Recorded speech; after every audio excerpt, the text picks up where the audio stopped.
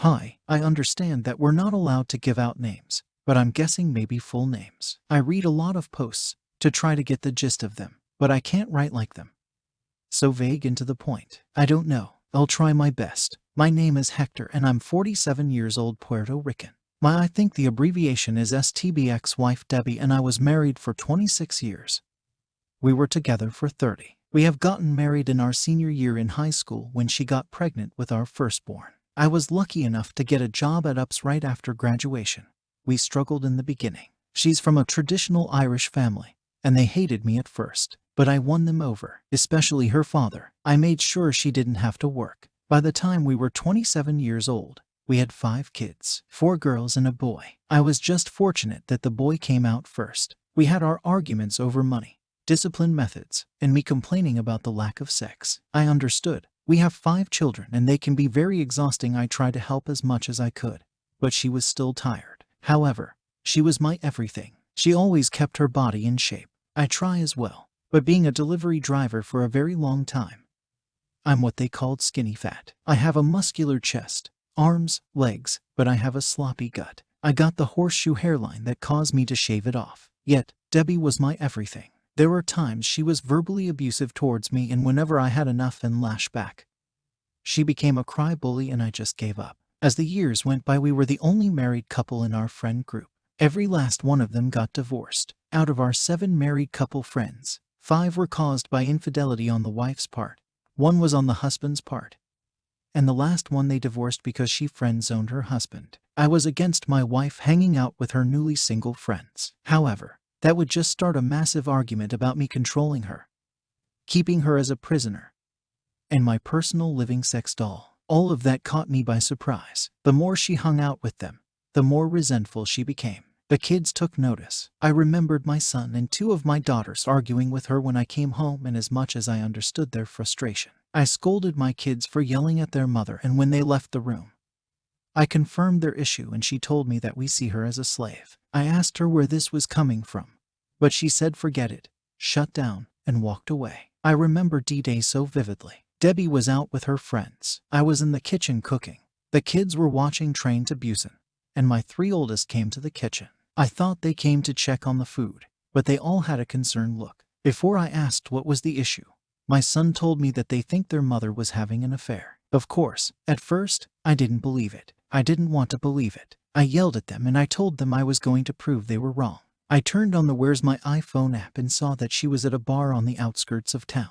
I hopped in my truck and I went. When I arrived at the bar, it was crowded, but I saw her circle of friends in the corner booth acting like drunk idiots. When I approached them, they all turned pale and that unsettling feeling hit my stomach. Since I didn't see her in the bar, I went outside and walked around the parking lot. There was a car in the back corner. It looked like the man in the driver's side was sleeping, a man who I thought was my friend. I approached the car to ask him if he has seen my wife, but when I got closer, it was obvious that he was getting a BJ, and the closer I got, the more I recognized the woman in the car. I was practically standing by the driver's side window, and none of them noticed me. I lost my temper. I broke the window, dragged him out, and I wasn't civil. Debbie was screaming sorry over and over. I was yelling at her while kicking him. Cops showed up soon after that, and I was arrested for assault and battery. I spent a week and a half in county. I had to go into the infirmary because I thought I was having a heart attack, but it turned out I was suffering from broken heart syndrome. The news of what I did spread like wildfire.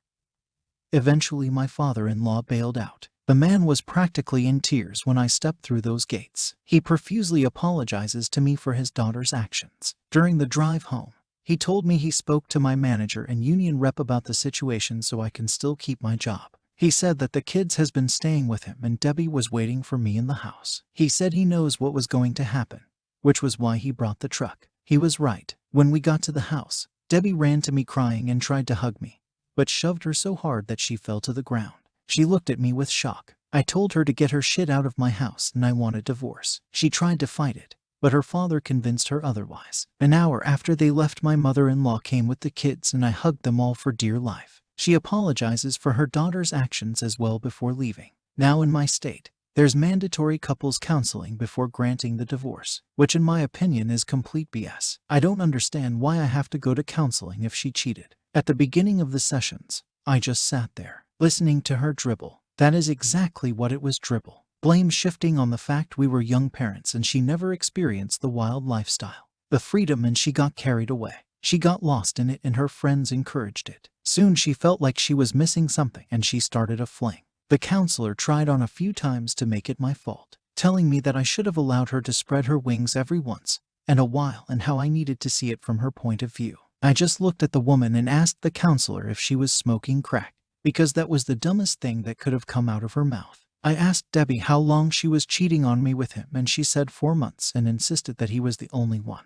But it was a mistake and we could get past this because we have history. So I asked her more questions. Who initiated the sex, you or him? How many times did you go down on him? Did you swallow? Did he do you raw? Did he come in you? Did they fall asleep together? Through her stream of tears, she answered them honestly and I was quiet for a long while. The counselor tried talking to me twice during this and I raised my finger. I thought about everything we did before and during her affair window. The laughter, the conversations, the sex, everything, and there was no inkling of her being sad or angry. We were just being us. When I finally did speak, I brought up the times we had sex during that window. I called her a whore.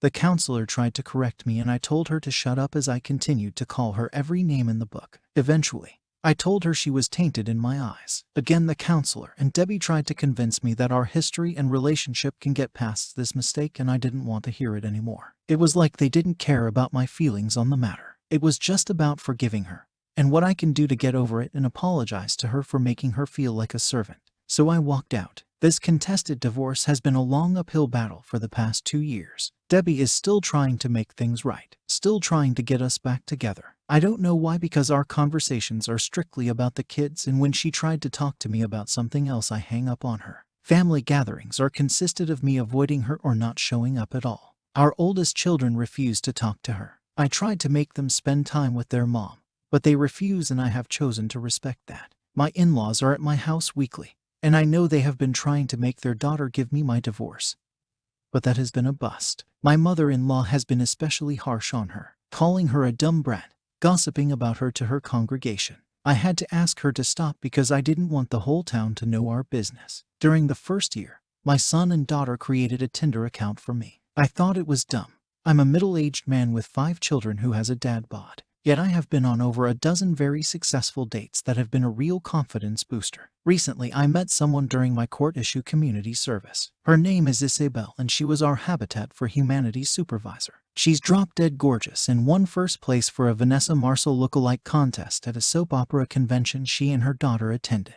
That's how we started talking. My daughters love watching General Hospital, and I sat with them. To me, this is one of the few times I get to spend with them. I introduced her to kids 6 months in and they instantly took a shine to her. To make things really awkward, my son and her daughter appear to really like each other. However, Debbie is not letting go. She actually told our youngest 2 children that eventually we will get back together. I had to tell her to stop telling them this. Her father is trying to make her go see a therapist, but I just want this over already. I don't regret my years with Debbie. I have 5 wonderful kids with her. I man up and build a life for her. My only regret is that she ruined 26 years together on a fling. I regret that she thought she had me in a way that I was just going to let it slide and take her back. However, I do hate her. When I run into her old group of friends around town, I openly call them whores and homewreckers instead of their names. That love and respect that I had for her disappeared when I caught her in that car. She will always be the mother of my children and nothing else. I just hope that she can come to terms with that.